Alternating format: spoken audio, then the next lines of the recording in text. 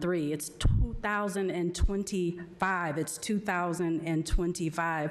And so again, preaching to the choir, as a beloved community, you all, thank you for your courage to be able to move this work. I want to make an invitation, maybe those who might be watching, new folks who might not really know a lot about this housing equity ordinance, please come see us, talk to one of us so we can talk about the history and we can talk about the importance of building this in our community. And a special thank you.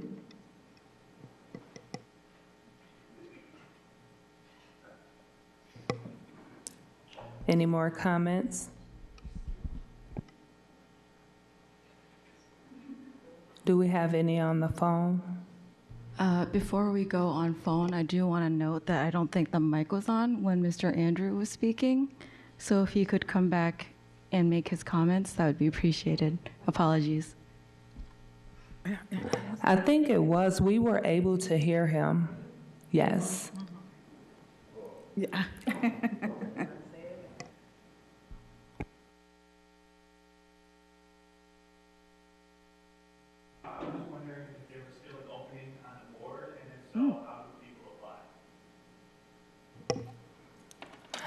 Yes, there is still an opening on the board. You can actually apply in person, or you can actually go online to the city's website and go to boards and applications. And it's a very simple link in order to apply. It's not long. It's very easy. Why are you thinking about applying? If I lived in the city, I would. Okay. Thank you.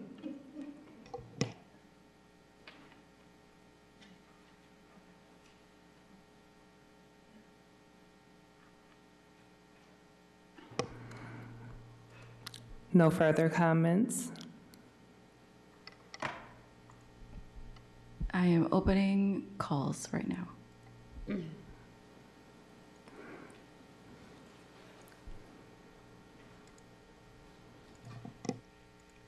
We have no calls at the moment, and if you did speak tonight, please make sure you sign in on the stand right by the flags. That would be appreciated.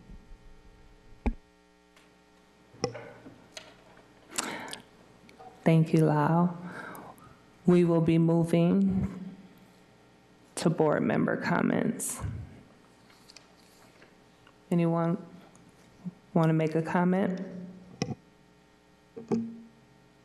I just have one comment about to share regarding when the board or the city receives a complaint. The response time or resolution time is 91 days is what our ordinance says. So we have, just again as a reminder of the timeline from when a complaint is received and a resolution or disposition, whatever that might be, is a 91-day time period.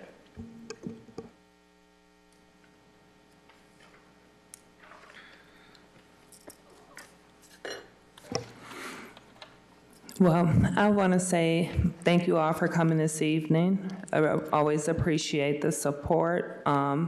Speaking of the positivity, bringing us back, humanizing us with everything and how everything was set up and brought. I also want to emphasize again, we have 2 seats that are open, actually 3 until, and I'm speaking it, until Attorney Smith is on the board. Fill out an application. We need people that want to do this work, that want to make changes in the city and make a difference. Thank you for always coming, supporting. We look forward to having you continually, as well as when we get everything and it goes to the city commission. The other thing I also wanted to say is, and this is only from where I've known personally in respondents to Andrew, and as far as like the inspectors, one of the things that I know previously in the past was they would have certain apartments set up that they would show inspectors when they came out. It wasn't that the inspectors went and actually chose which apartments. And so if that is still correct today, then maybe that is some work that needs to be done, because we can always spruce up apartments for people to actually come in and see versus them picking the ones. So that is something we can look into as well. I'll just piggyback on that. From my own experience, when a rental certification comes to expire, the city inspectors go through every address at the housing units. So if it's a 24-unit building, if it's 120 units, they do inspect every unit.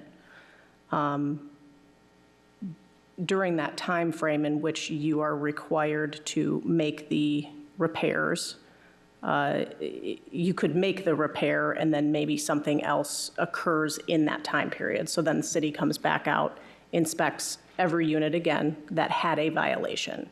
Now, violations can occur without anyone, making them a violation.